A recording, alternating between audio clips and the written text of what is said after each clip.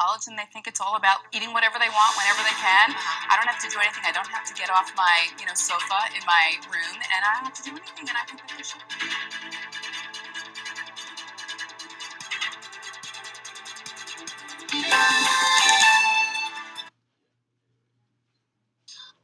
I think that people do gain some weight when they get to college, but I don't think that it's 15 pounds. I think they probably do gain a few pounds, maybe just because the change in lifestyle when they're coming up to school and everything's different. So think about your own diet. Activities such as drinking, eating out, and stress eating right before that final exam all contribute to possible weight gain.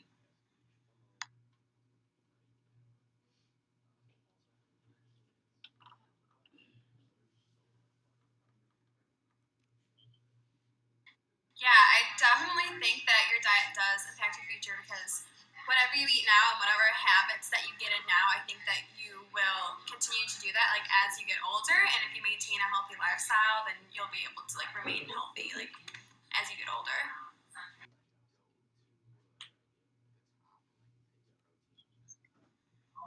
Due to an up-and-coming topic called Nutrigenomics, you can understand how always getting that third scoop of dairy store ice cream could impact you in the future.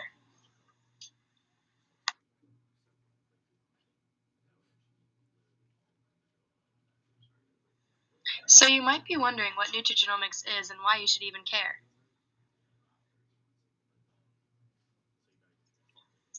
Nutrigenomics is the study of how one's dietary intake can have an impact on gene expression and seek to identify certain genes that can influence diet-related disease.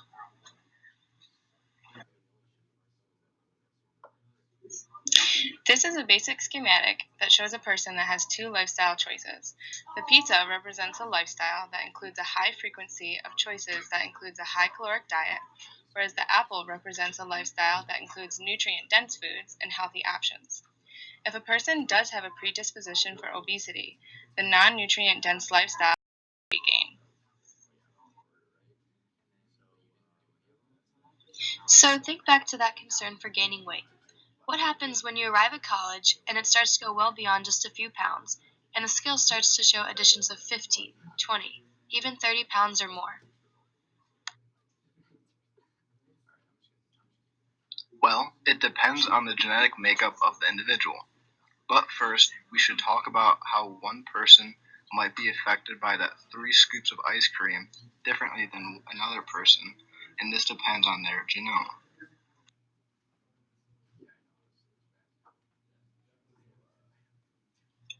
So at this point, you might be wondering, what is a genome? And what does it have to do with obesity?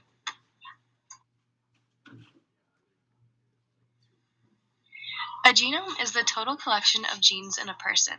So think back to your old bio class. Genes contain DNA, and genes make up your genome. A gene is found on a chromosome, and an allele is a form of a gene that has a specific location on a chromosome. We each have 23 chromosome pairs that makes a total of 46 chromosomes. One chromosome comes from each parent, your mom and your dad. So think about all the people in the world. Everyone has a different genetic makeup, which will lead to many variations in gene expression.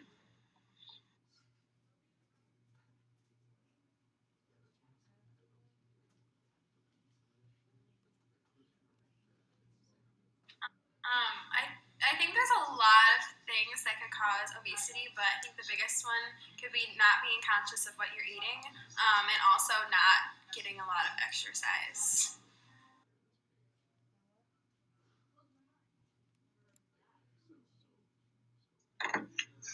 In addition, obesity is caused by a mix of environmental and genetic conditions. Examples of environmental factors can be economic, food availability, occupation, and diet, whereas an example of genetic factors contributing to possible obesity are known as single nucleotide polymorphisms.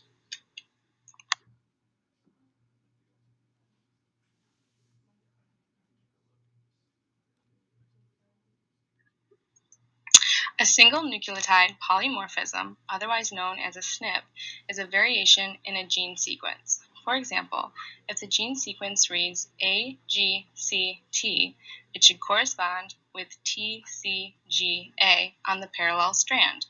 If there was a SNP on this strand, such as TTGA instead of TCGA, it could result in variation in expression for that specific gene.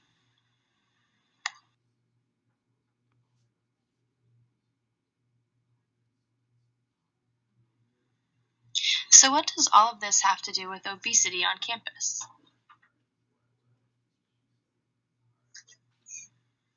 There are several known SNPs that can cause predisposition for obesity.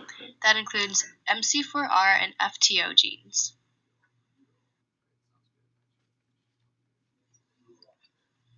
A SNP located near the MC4R gene has been associated with obesity. This SNP can predispose a person to become obese because it codes for a protein that is found in the part of the brain that controls appetite and feeling full. A mutation in the gene expression for MC4R can predispose a person for obesity because the hormones regulating appetite and fullness are not carried out properly. Individuals that contain the SNP near MC4R have increased hunger and decreased feelings of fullness after eating.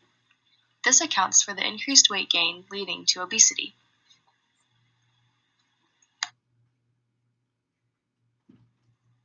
MC4R isn't the only gene that can predispose a person for obesity.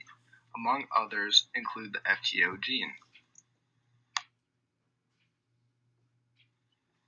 Studies have shown that a SNP near FTO was shown to be correlated with increased total fat dietary intake in children and adults, as well as increased feelings of hunger and decreased feelings of fullness, much like the SNP variant near the MC4R gene.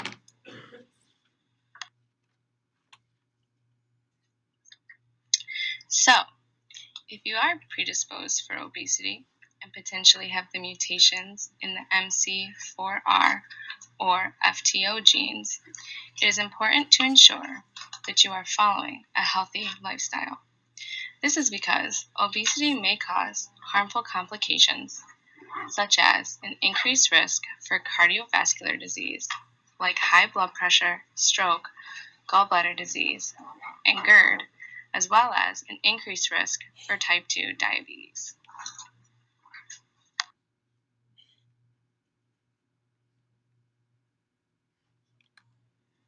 So why should you care? Well, what you do now concerning your health status will affect you in the future.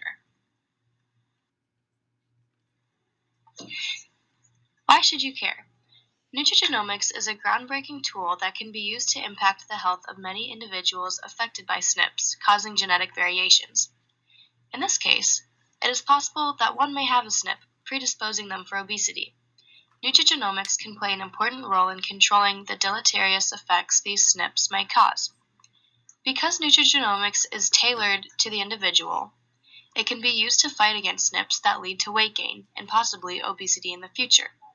Based on dietary intake, and furthermore, having an understanding for how your genes may be causing a predisposition for obesity, one can alter their behaviors and environmental factors to combat possible unwanted weight gain from the increased appetite and hunger caused by SNPs, including MC4R and FTO.